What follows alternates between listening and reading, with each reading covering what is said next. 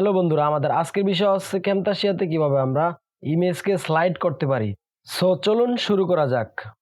প্রথমে আমরা ইমেজটিকে সিলেক্ট করব। সিলেক্ট করার পর আমরা যাব অ্যানিমেশনস। এখানে আপনারা অ্যানিমেশনস না পেলে মোর অপশনে গিয়ে পেয়ে যাবেন। আমরা অ্যানিমেশনসে ক্লিক করব। ক্লিক করার পর আমরা যাব অ্যানিমেশনস। এখান থেকে আমরা কাস্টম অ্যানিমেশনটিকে আমরা প্রথমে দিয়ে দিব এবং শেষেও দিয়ে দিব।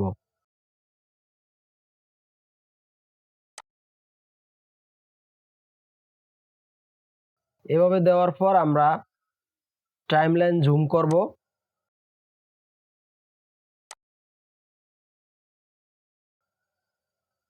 তারপর আমরা অ্যানিমেশনের প্রথমে আমাদের রুলারটি রেখে ইমেজটিকে আমরা বাইরে নিয়ে যাব। শেষের কাস্টম অ্যানিমেশনে এসে আমরা ইমেজটিকে বাইরে নিয়ে যাব। কিবোর্ড থেকে শিফট কি প্রেস করে এবং মাউসের লেফট বাটন প্রেস করে ধরে এই কাজটি আপনারা করতে পারেন। সো এবার প্লে করে দেখি।